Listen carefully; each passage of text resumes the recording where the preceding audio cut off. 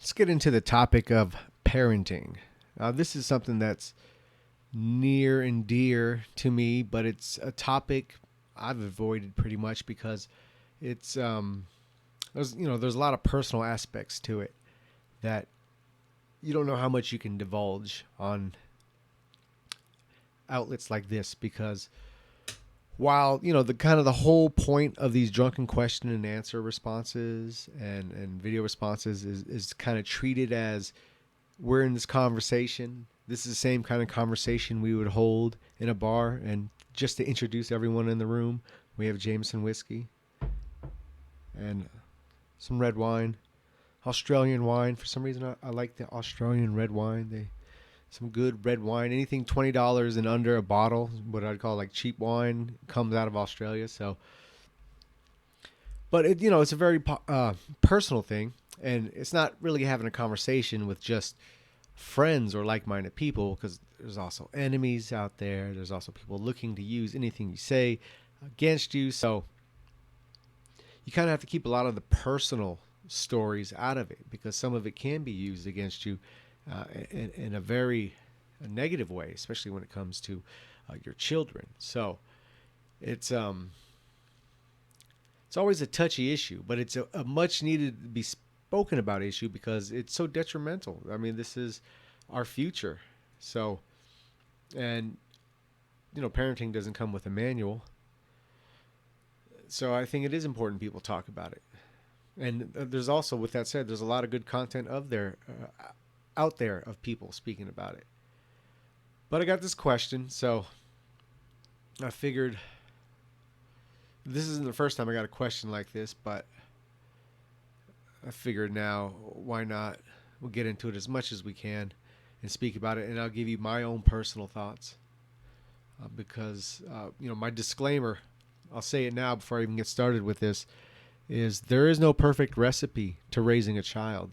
None. You can give your child all the attention, all the love, all the tools they'll need to make the right decisions, and they can grow up to be complete failures. You can have children who come from horrible backgrounds, horrible parents, drug addicts, losers, absentee parents, abusers, molesters, all this stuff. And then the child can overcome all that and achieve much in life, right? So unfortunately, there is no recipe, so anyone buying a book on raising kids and that, you're wasting your money. There is no recipe to raising the perfect child. So I'd never criticize anyone for how they were raising their child.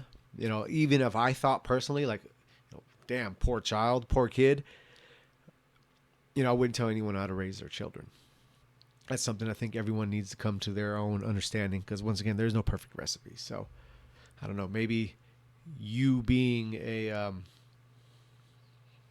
fuck up is the best thing for your kid. So why would you tell someone to get better if they're going to make a great kid out of being a fuck up? It's I kind of teased my kids, is like, because you see a lot of people come through a lot of adversity. So I was like, I'm going to give you enough nurture till you guys are a certain age, and I'm just going to take off on your mom, and you guys can be raised without a father and go through those hard times, and fucking you'll have best of both worlds, right? But anyway, so there is no recipe is what I'm trying to say, and that is a joke about doing all of that. But you do hear a lot of success stories of people coming from some adversity at a young age and overcoming it. So let's get into the question. First, he says his favorite video that I did was my video on death. That's fucking great, because that's the most I expose myself on this whole outlet. So that's also my favorite video for sure. So that's great, because I haven't heard that, and the video hardly gets watched. And I'm actually surprised, because I thought it was fucking deep. I love it. Anyways, let's go. I am curious about how you are raising your children, particularly in their relationship to the public school system. I've also heard you comment that we are living in times where the state can take your children away if they deem their parents to be teaching them harmful things. I would appreciate an expansion upon how to interact with your children as a stay-at-home father. How do you offset state indoctrination, and how do you attempt to maintain down-to-earth honesty with them? I find your approach to parenting very refreshing and the mix between mainstream schooling and homeschooling is the interesting one I am unfamiliar with. Okay, so let's get into the question. So parenting, it's I've explained in this channel before, I think on my video Drunken Rant about prison, that I was facing a life sentence for a self-defense case, and the one thing I couldn't cope with, was that I might not have the chance to reproduce. So when everything worked out and I didn't end up doing life and I got out, one of the first things I wanted to do was to have children. So it was a very special thing to me. It took a very esoteric meaning to it, more than I think it does. Like, this is pre-child, because once you have children, it's like it's a whole new level of this love, of this feeling, of this connection. So, and I don't doubt any parent has it as powerful as I had it at those moments. But I'm saying pre that, it was already strong and powerful, because it was already esoteric thing. I'd already gone through the spiritual and mental, I guess, war of not having that opportunity. And that's how I knew how dear it was to me, was the pain, the physical pain I felt from, like, it's hard to breathe. You felt like you were trapped in a coffin. I really thought, like, when I was coming to a realization that was a possibility, it wasn't a good realization. I was like, fuck. Felt like I was trapped in a box. I guess it kind of would have been. My sperm would have been, at least, right? I wouldn't have been able to reproduce and all that. So anyways, it was a special thing. So part of that, not just to have a child, not just to, get the DNA out there, which on some primal level, yeah, but it was more important to raise great kids, I've had a life of many experiences through many different eyes. I've gone through many walks of life, and it's through all the ups and downs. I cherish it, because I've had just like a wide variety of experiences from different positions. Like, I could talk from, living in the shoes of I don't know, numerous different walks of life. And it's like to have all that experimentation and failure, trial and error, and to go through all these things, and then to learn these things and to make all the mistakes and to overcome and to survive and to continue on.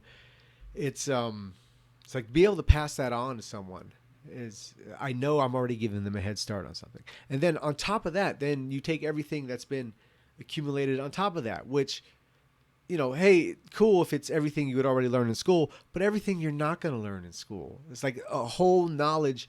My mother one time was kind of breaking my balls, saying, she's like, God damn, you got a PhD in everything that doesn't make money in this world. So, and it's the truth. It's like, I spent all my time on just digging into stuff that has no place in this modern world. It has no fucking place. It's insane. It makes no sense. But it makes complete sense, really, right? And to have that and be able to pass that on to children at a young age. And of course, I don't mean just pass it on as far as just overcramming their brain, but just do it as life as they're being raised and as they grow up. Like, they have such an advantage, because they're getting a whole lifetime of experience put into them. And for better or worse, I'm very honest with my children about everything, my ups and downs, my strengths, my weaknesses, all of that. I'm so, I want to be honest, and it was opposite how I was raised, and I think that's why I'm so extreme the other way, because God bless my parents, they both worked their asses off. They're both successful people. My father's over 30 years in the military. My mother literally, came from being a secretary to, like, being big shit. So it's they had such a work ethic, and they provided us such a good life, and they're there for us when we really needed them the most. With that said now, so this is not a complaint, but this is a reality of modernity, of both parents working, and not only both parents working, women encouraged to be, essentially penisless males. So the result of that was I was raised by the television. I was raised by the public school. I was raised by my peers.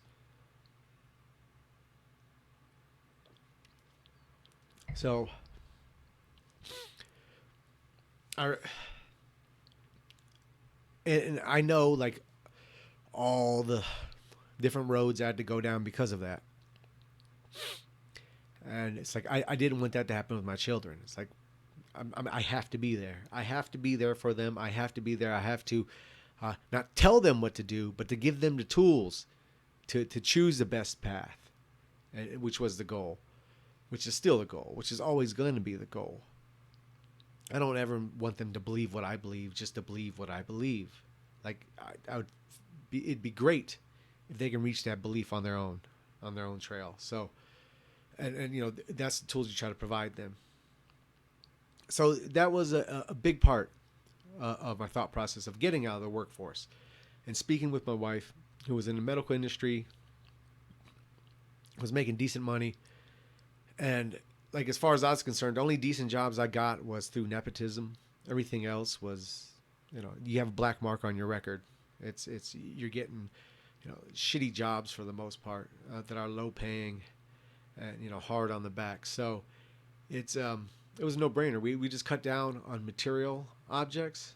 We just cut down on like getting rid of cable television and stuff like that, and you know, everything worked out. Sure, we live paycheck to paycheck, but like the rewards is so much it's so much more worth than what we could be doing if I was working another job, because just daycare alone would take up like half the money I was making from another job I was working. So it's insane.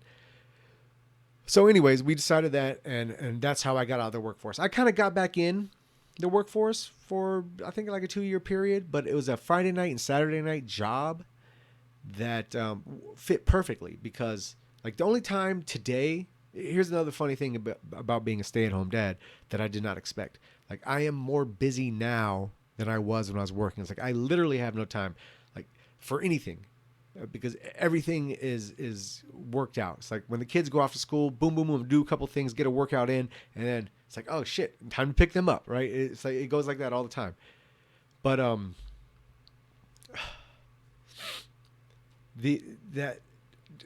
so like, time is so compressed that like these moments, Friday nights, Saturday nights, they like 3 times out of the month or 3 weekends out of the month, well, and I'm going to their in-laws or something, and staying there. And it's like, this is literally my only time to you know, have a little drunken intercourse with the camera, and or get to work on other videos that I'm putting together, or to set up conversations with people that I meet through the internet on Skype or my phone or whatever. It's like it's so packed for time because it's so busy being involved and with everything that's going on, with not only being like the head of the household, but being in the children's life for essentially everything that's going on. So it's anyway, this is a whole, I'm getting off trail here, but so as we were, you know, educating, because it is going to be a process when, you know, we decided, you know, I would get out of the workforce, and like I said, I had gotten back into the workforce. Oh, that's my original point. That's with these drunken rants, I always come back to it. It's I was working on the weekends, and it was a job. It was a horrible job. It was killing me by my soul. I made good money. I worked like 6 hours a night. It was working party buses, taking people to clubs and all this shit. And it's tip, but you get paid to show up and you get tips too. So, but you know, I died inside a little bit each time I had to do this job, because it was just everything I hated about Las Vegas and life and people shoved in my face constantly. So it was good for a while, and those years I was able to pay for my Brazilian Jiu-Jitsu training myself. So I looked at it as, hey, it's a necessary evil. Cool. You know, I get something beneficial out of it. But anyway, I walked away from that because, like I said, I weighed it out. I was like, this is like literally tearing away at my soul. So even without that, busy, we're living paycheck to paycheck. As the kids are starting to get older, we started a little bit of home education. And then we come to the realization we want to put them in public school as well, because in this society, and I think in society in general, socializing skills are just as important as your intelligence, are just as important as your work ethic, especially today. Especially today. So every workplace I've been on, you've seen the hardworking person who is, a complete introvert, and people just like, fucking weird guy, don't give a fuck, and he'll barely advance. And then the half-ass worker who's, making everyone laugh, who's making everyone feel good when they come around and all this, and woo, woo, he goes up the ladder much faster. So you kind of see how the game works. And it's people are people. Whatever, man. What are you gonna do? I'm not bitching about it. It just is what it is. With that in mind, every solely homeschooled individual I've met have always been intelligent, but have always also been, or in most cases, have been socially awkward. And you could see it a mile away. And then on top of that, I noticed with like Mormon kids and Catholic school people that, people who are so restricted from life and so sheltered from life that they tend to go wild when they get a taste of life. So with that thought process, with all those, taken into consideration, I decided it'd be best to put them in public school so they can, know the people around them, make friends, lose friends, go through this and that, go through all the drama that we all went through, the schools, all the life experiences, all the, thinking this is the end of the world because, this person is not my friend anymore, to realizing it really doesn't mean anything. And, to go through all these things that I think are important to character development. And at the same time, in the bad, right? In a lot of the education, misinformation they get, and indoctrination they get in these schools. And we'll get into that in a little bit too, because it's fucking crazy. But to go through all of that, I thought was very important, because they needed to know how to fit in with the society. Now, especially if we're going to live in this continued decline of liberal democracy, right? If we're just going to decay away until, every other, example of a multiracial nation, then at least while they're alive, they should be able to succeed in it.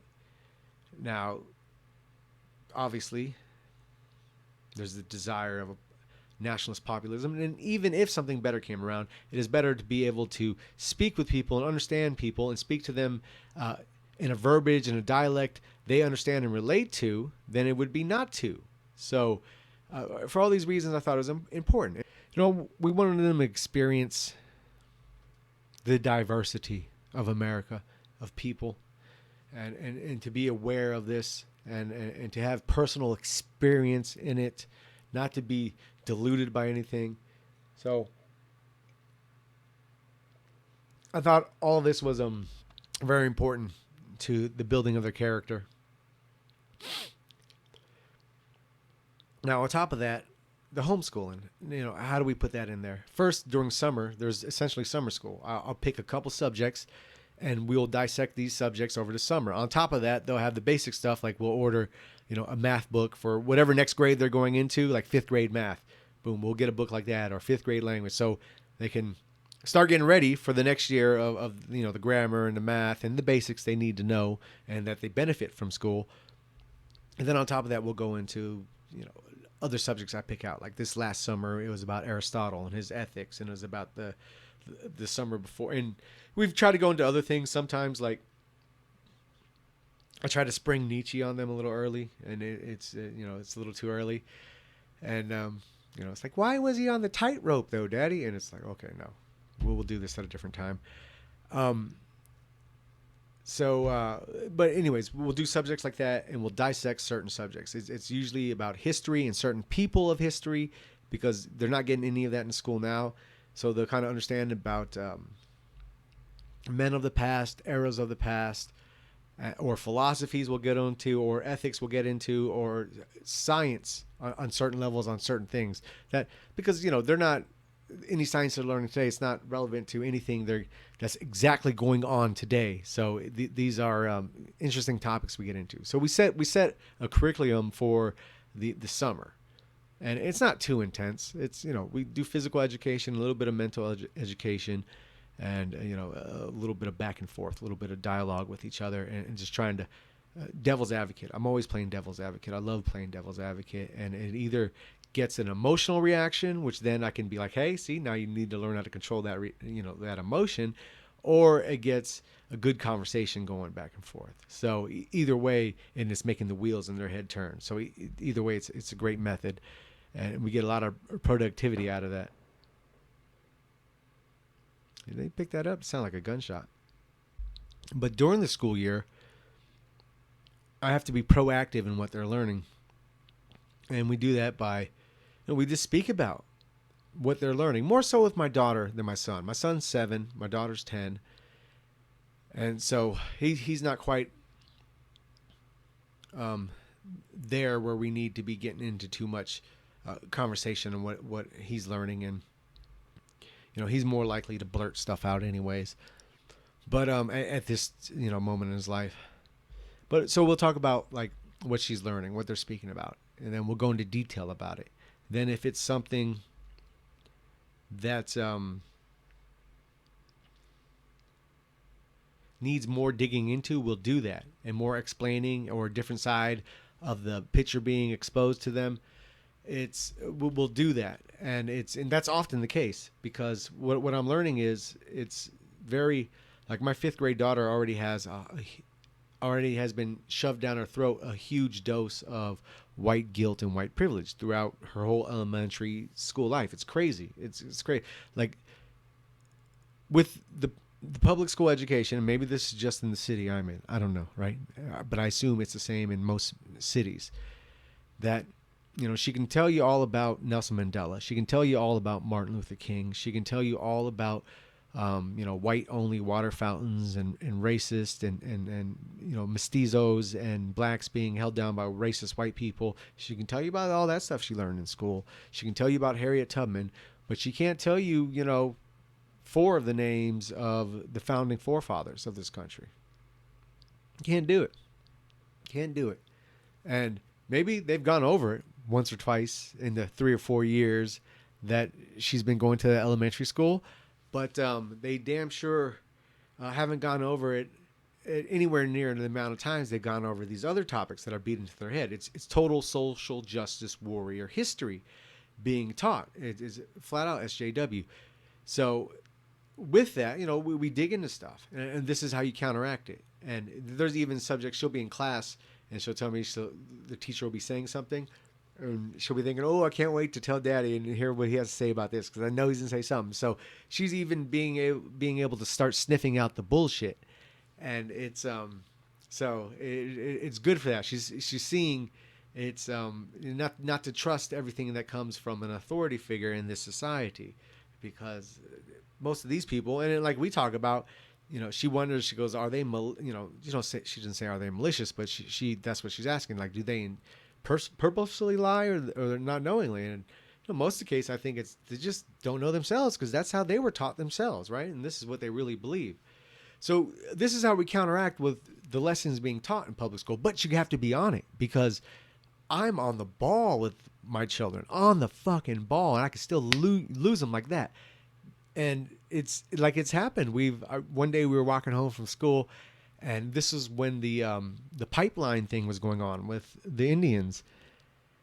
And we're talking about it. I'm playing devil's advocate. I'm getting a conversation going, and we're talking about, like, hey, so, she's talking about the pipeline. And, first she thought it went through the Indian territory. We're like, no, it didn't. It just went around it, but it went through a lake that was, I guess, their water supply. And, they didn't like that. So, being devil's advocate, like, okay, what if we really need this pipeline? How are we going to do this then? What are we going to do about this? Are we going to go all the way this way? Then, are we going to go 500 miles, to the west, and then, 400 miles to the south? And then, like, are we going to do every pipeline like that when we run across a lake? And then what is the percentages of pipelines that run through lakes and pipelines that burst through lakes? So I'm just being devil's advocate, and I'm just trying to get the wheels in her head turning. And she gets real frustrated and has this emotional outburst. He goes, they deserve it because we took their land, Daddy. I was like, whoa, what? What did you say? We took their land. It's like, who's we? And she goes, white people, Americans. And it's like, okay, so we were around when the, whatever, Indian American Wars, or I guess they weren't Americans at that time, right? The Indian and white people wars happened. And she's like, no. I go, were the Indians that are living today around then? She says, no. It's like, okay, let's just kill this concept of we and them on this instance then, because it's non-existent. None of us, that was hundreds of years ago. We're not some oppressors and they're not some fucking victims. So we go through that, and then we go through, like, well, what is the actual history? What are you talking about? We took their land. Who's there? And, oh, it's the Indians. Really? Were they all one united people?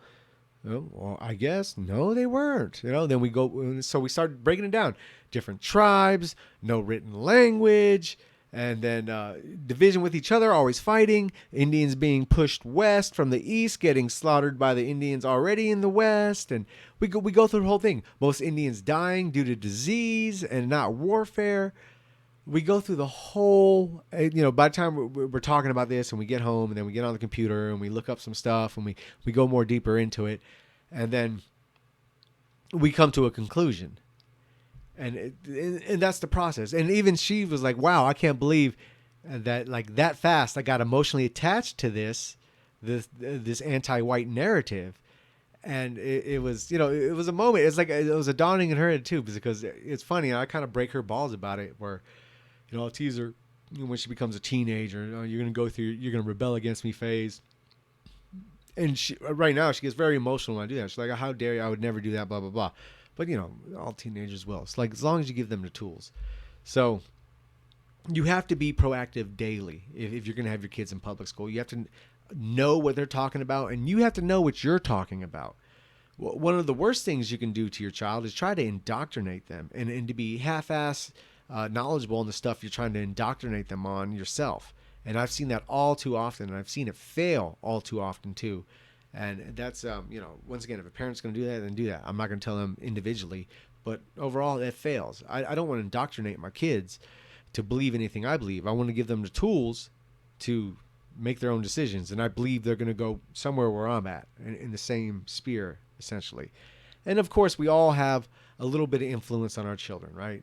Whatever. Even if we try to avoid it, we're going to influence them just simply by being their parent. So you're always going to have that.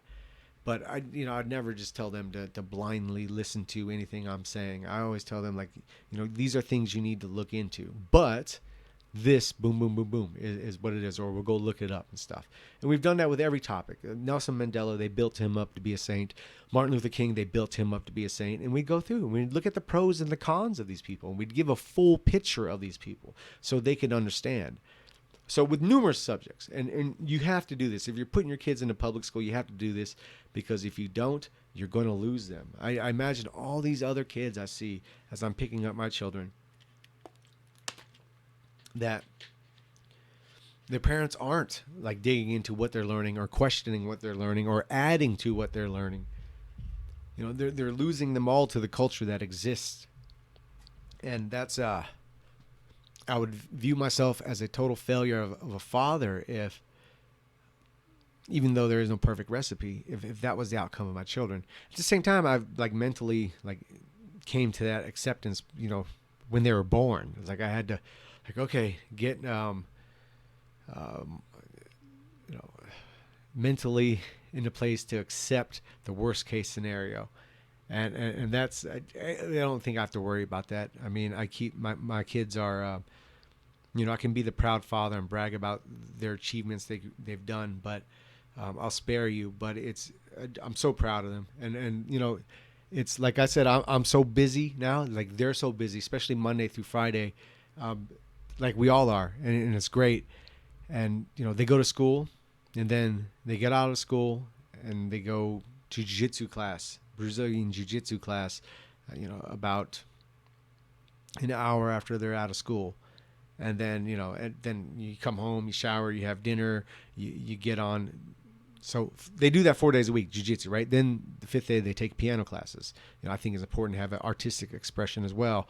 And I think this helps build to the character and to the psyche and everything else. So anyways, we got them into music, we got them into physical, martial arts. She teaches them, respect, honor, confidence, and how to protect yourself. So everything you want in them, and even being humble, controlling the ego. It's so we give them all the tools we think that will be beneficial to their character and their upbringing. And so, like I said, after jiu-jitsu, we get home, they shower, have dinner, do their work on the piano. That they go 4 days a week working on the piano, and then 1 day for the class. Then do your homework. Then boom, it's like bedtime. I mean, we do that Monday through Friday, and it's and they're very good kids at doing that. And especially my daughter right now, she's a little older. She's excelling at in her piano and in her Brazilian jiu-jitsu. It's great. And these kids are applying themselves to this, and it's a beautiful thing. So with all that now, because like I said, we spoke about Aristotle and the virtue and the mean before, so we give them their time too to go surf on YouTube and watch the silly videos and the gaming videos, or to go play some video games, or to go whatever it is, or watch a show and watch a bunch of junk food television shows for all themselves, which I can't complain because they watch anime, right? And a lot of this shit is pretty deep that they're watching. So it's I can't complain too much about what they're watching on television, but it's it's like give them that little bit. But it's the same thing. It's like you have that little self pleasure and that reward, and that self gratification, but you keep that in check, and it's very minimal, and so you appreciate it and enjoy it more too when it's like that. So it's like I have 1 or 2 nights a week I'll have a little bit of whiskey. It makes it so much more better when it's like that. It's like it's special. It's a whole ritual now. So it's so far I gotta say I'm very happy with how everything's turning out. So far I'm confirming everything I thought would be the case. But here's the big kicker. Here's the biggest part. It depends on you, me, the most. If I'm a hypocrite, I've watched. I remember, back when I was a white nationalist and active in the local scene here, 12 years ago now. Whew.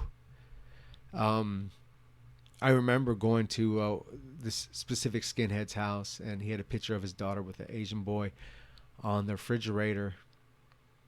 And I thought, it's like, why would he, put that on his refrigerator? What the fuck is, I wouldn't be, if I, in that mindset, I wouldn't want to look at that every day. So, and I thought, like, how weird. And I didn't have any kids at this time. This is, 12 years ago. My daughter's 10. So my oldest child is 10. So I was, as I got out of white nationalism, like I came to conclusions. I was like, oh, this is just not going to work. And a lot of it had to do with quality of people. I kind of, this was a good example where I saw, and I kind of make a mental note. It's like, you can't be a hypocrite to your kids. So this guy would probably come home and talk about how great Aryan race is, and Hitler, and he had swastikas all over him and all this stuff, Jews and blacks and blah, blah, blah. And then it's like, well, you got a beer belly. You're drinking, a 12-pack every night. You work your job. You come home. You get drunk. You bitch about the world, and then you crash out. It's like your kid is seeing this, right? And your kid is taking this all in. You're a complete hypocrite. Like, they're not going to you're going to push them away because they see your bullshit, and they're going to think whatever you're spewing is bullshit too.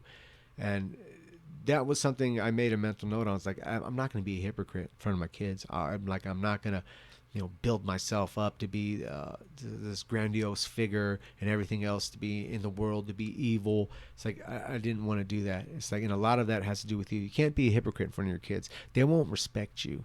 Like, I don't even think they'd be conscious of their non-respect. It'd just be outlashes to you. But if you show yourself to be a hypocrite, they won't respect you. So much of it comes on how you conduct yourself as a man. As a man. People can disagree with whatever they want with me, but my integrity is my fucking life. So, and that's, my kids see that, and they see how important integrity and respect and honor and things like this are in my character. And so it will be in their character as well.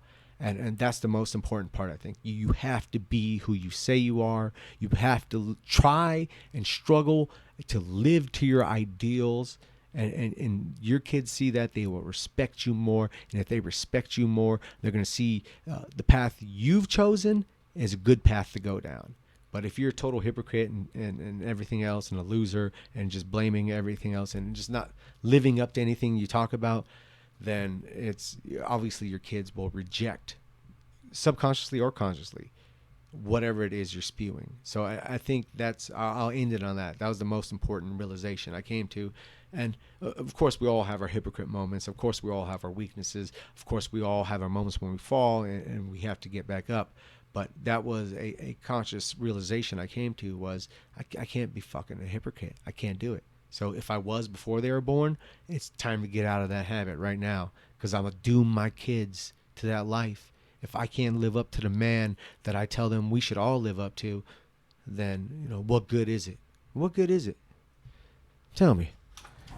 Tell me, Yukio, what good is it? Ichi. Hadriano, what good is it? What good is it?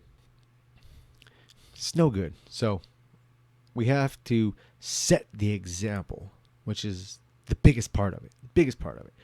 And the more I set the example, the more they're willing to follow it. That's what I've come to learn. So I think that's one of the biggest lessons. While there is no perfect recipe, we should live up to and be the ideals we aspire to, and do that as much as possible. And it's your kids will recognize it, and they'll appreciate it, and they will respect it, and they'll see the glory in it. So that's been, I think, one of my biggest breakthroughs with my children was to be a man of integrity, and to be a man of my word to them, and to show them that this is a righteous and right way, and that I was a righteous and right person. So hopefully that explained, for the most part, like what my attitude towards parenting is. So far, so good, I would say. Like I said, teenage years are coming, and who knows where that goes. But so far, so good. I can't complain. I've been blessed. And I think I've made the right decision, and the method I've taken. So but once again, on this topic, to each his own. I can't tell you how to raise your children. I would just hope you would try to be the best man you could, and figure out what best works for you and your children. On that, cheers. Thanks for the great question.